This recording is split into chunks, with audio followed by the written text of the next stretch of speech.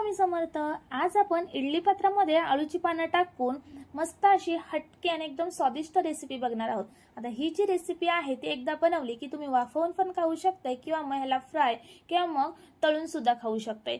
चला मस्त अशी रेसिपी आहे, बनवायला सुरुवात करूया। त्याआधी मी Aishwarya food gallery and blog मध्ये तुम्हा सर्वांचं मनापासून स्वागत करते।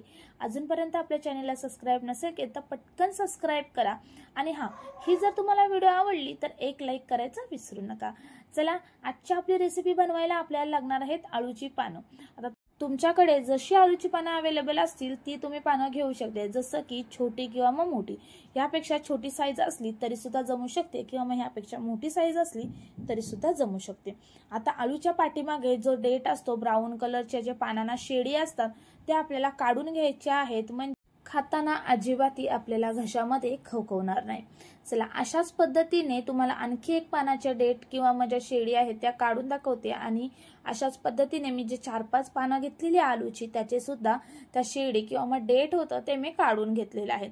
आता हे पानं आहेत ते एकावरती एक ठेवायची, त्याचा रोल करायचा आहे आपल्याला आणि ह्याला बारीक जेवढं तुम्हाला चिरता येईल तेवढं ह्याला बारीक चिरून घ्यायचं आहे व्हिडिओमध्ये दाखवल्याप्रमाणे। चला इथे आलूची पानं आहेत ते चिरून झालेली आहेत। आता ह्या रेसिपीसाठी लागणारं आपले साहित्य बघूया। तर आपल्याला घ्यायचं आहे चिंच, थोडीशी मी चिंच घेऊन त्याला पाण्यामध्ये भिजत टाकलेला आहे। आता याच्यावरतून आपल्याला किंवा मग त्या रेसिपीमध्ये टाकण्यासाठी मसाले लागणार आहेत। तर 1 चमचा एवढं लाल तिखट घेतलेला आहे, 1 चमचा तीळ घेतलेले आहे, चवीप्रमाणे मीठ आणि थोडंसं हिंग घेतलेलं आहे। यासाठी आपल्याला एक वाटण बनवायचं आहे। तर त्यासाठी आपल्याला लागणार आहे 7-8 पाकळ्या लसणाच्या, मिरची, 1 चमचा एवढे जिरे, पाव चमचा ओवा आणि थोडासा गूळ लागणार आहे। मिरचीचं जे प्रमाण आहे ते तुम्ही कमी जास्त करू शकताय किंवा मग लाल तिखट जर तुम्ही टाकणार नसाल तर यामध्ये मिरचीचं प्रमाण आहे ते जास्त प्रमाणात मध्ये वाढवलं तरी सुद्धा जमू शकते। त्याचप्रमाणे इथे मी थोडीशी कोथिंबीर घेतलेली आहे आणि कोथिंबीरला बारीक चिरून घ्यायचं आहे। चला आता हे सर्व साहित्य आहे ते आपण साईडला ठेवूया आणि जे वाटण्यासाठी जे आपण साहित्य घेतलेलं आहे त्याला थोडंसं पाणी टाकून इथं वाटून घ्यायचं आहे। तर मग बघू शकता जे वाटण्यासाठी साहित्य घेतलेलं लसूण, मिरची, ओवा, जिरे, गूळ हे सगळं मी मिक्सरच्या भांड्यामध्ये टाकून आणि थोडंसं पाणी टाकून इथे मी वाटून घेतलेलं आहे। चला सर्व तयारी झालेली आहे, आता आपण रेसिपी बनवायला सुरुवात करूया।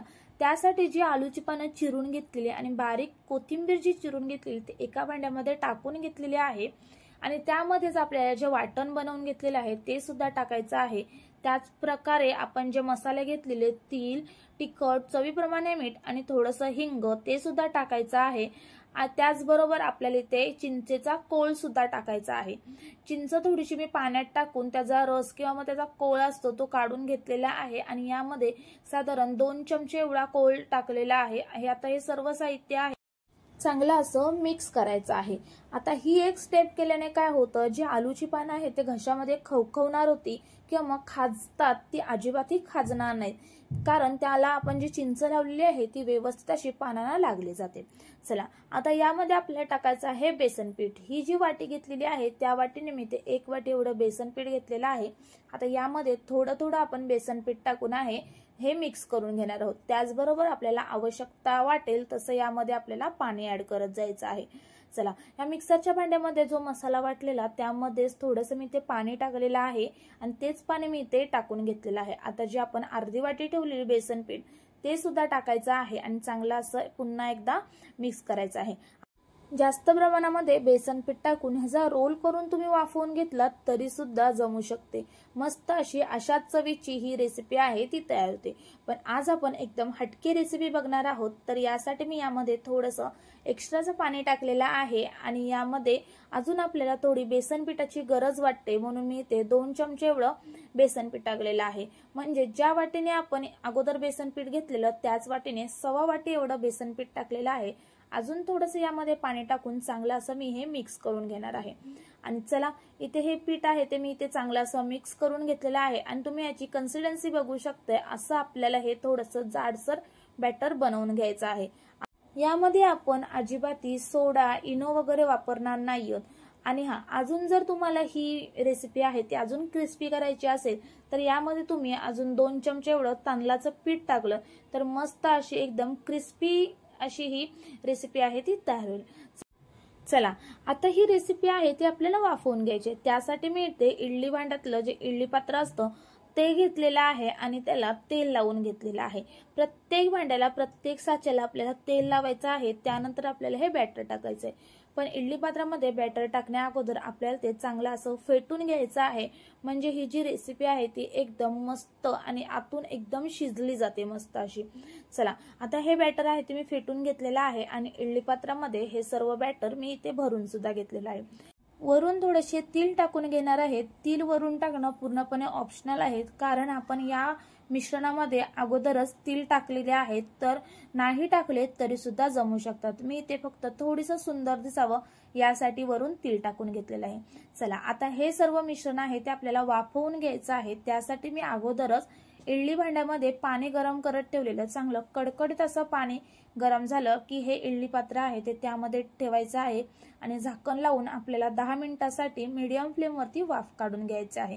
चला 10 मिनिटांनंतर तुम्ही बघू शकता मस्त असं हे बॅटर आहे ते सेट झालेलं आहे, जशी आपली इडली होते त्याचप्रमाणे।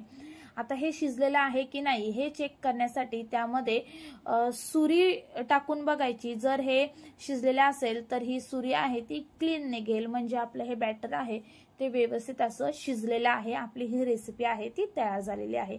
मस्त अशी ही आपली रेसिपी तयार झालेली आहे। पूर्णपणे गार होऊ द्यायची आहे, त्यानंतरच आपल्याला ह्या इडली पात्रातून काढून घ्यायचे। चला थोड्या वेळानंतर ही आळूच्या पानांची इडली थंड झालेली आहे, मस्त अशी तुम्ही बघू शकताय तयार झालेली आहे। आतून सुद्धा व्यवस्थित अशी शिजलेली आहे। आता तुम्ही याच पद्धतीने ही इडली आहे ती खाऊ शकताय, अशी सुद्धा मस्त लागते। पण ह्याला थोडीशी हटके चव देण्यासाठी आपण एक एक्स्ट्राची स्टेप करणार आहोत, ती म्हणजे अशा पद्धतीने कट करून घ्यायची आहे इडली आणि याला आपल्याला फ्राय करून घ्यायचं आहे। किंवा मग अख्खीच्या अख्खी अशीच इडली तुम्ही फ्राय केलीत तरी सुद्धा जमू शकते, किंवा मग तेलामध्ये तळून घेतलीत तरी सुद्धा जमू शकते। चला अशाच पद्धतीने मी ही सर्व इडल्यांची 4 भाग करून घेणार आहे। एक एक इडलीचा आपल्याला 4 भाग करून घेणार आहे, किंवा मग तुम्ही तुमच्या आवडीप्रमाणे ही इडली आहे ती कट करून घेतली तरी सुद्धा जमू शकते। चला तर मग अशाच पद्धतीने ही इडली आहे ती कापून घेतलेली आहे। आता आपण ह्याला फ्राय करून घेऊया। तर त्यासाठी मी अगोदरच कढई गरम करत ठेवली आणि त्यामध्ये 2 पळी एवढं तेल टाकलेलं आहे। आता तेल गरम झालं की त्यामध्ये आपल्याला थोडेसे तीळ टाकायचे आहे। तीळ तडतडू लागले की त्यामध्ये आपल्याला लगेच इथे कढीपत्ता टाकायचा आहे। आता इथे तुम्ही हिंग टाकलात तरी सुद्धा जमू शकते, किंवा मग जिरे वगैरेवर फोडणी दिलीत तरी सुद्धा जमू शकते। मी फक्त इथे तीळ आणि कढीपत्ता टाकलेला आहे। कढीपत्ता सुद्धा तडतडू लागला की त्यामध्ये आपल्याला जे आपण कट केलेली इडली आहे ती टाकायची आहे आणि हाय फ्लेम वरती याला आपल्याला फ्राय करून घ्यायचं आहे। मस्त असं चांगलं एकजीव करून घ्यायचं आहे। थोडासा हलकासा तांबूस किंवा मग गोल्डन रंग येईपर्यंत, थोडासा डाग लागेपर्यंत आपल्याला ह्याला फ्राय करून घ्यायचंय। चला मस्त अशी ही इडली आहे ती फ्राय करून झालेली आहे आणि किती भन्नाट अशी दिसत आहे। जेवढी ही दिसायला सुंदर दिसते ना तेवढीच ही स्वादिष्ट लागत आहे की नाही एकदम हटके रेसिपी। चला इथे ही रेसिपी आहे ती तयार झालेली आहे। एकदम मस्त आणि हटके आणि एकदम खायला स्वादिष्ट अशी ही रेसिपी आहे ती झटपट तुम्ही 10-15 मिनिटांमध्ये तयार करू शकता। जर तुम्हाला आलूवडी खायला आवडत असेल आणि आलूवडी करायचा जर कंटाळा येत असेल तर अशा पद्धतीने आलूची इडली नक्की बनवून बघा। एकदम हटके आणि भन्नाट चवीची ही रेसिपी आहे ती तयार होते। चला मस्त अशी ही रेसिपी आहे। याआधी तुम्ही ही रेसिपी कधी खाल्ली आहेत का, किंवा मग ट्राय केली आहेत का कधी, हे मला नक्की कमेंट्स करून कळवा। त्याचबरोबर जर ही तुम्हाला रेसिपी आवडली असेल तर एक लाईक करायचं विसरू नका आणि एकदा ही रेसिपी नक्की ट्राय करून बघा, तुम्हाला 100% आवडणारच। चला अशाच नवनवीन रेसिपी आपल्या चॅनलवरती अपलोड केलेल्या आहेत आणि पुढे देखील करणार आहोत, तर चॅनलला एकदा नक्की भेट द्या। तिथल्या जर रेसिपी आवडल्या तर तुमच्या घरातील सदस्य, मैत्रिणी आणि जास्तीत जास्त नातेवाईकांना शेअर करा। अजूनपर्यंत जर आपल्या चॅनलला सबस्क्राईब नसेल केलं किंवा मग नवीन असा चॅनलवरती तर पटकन सबस्क्राईब करा आणि बेल आयकॉन देखील प्रेस करा। चला अशाच एक नवीन व्हिडिओ सोबत भेटूया, तोपर्यंत बाय बाय।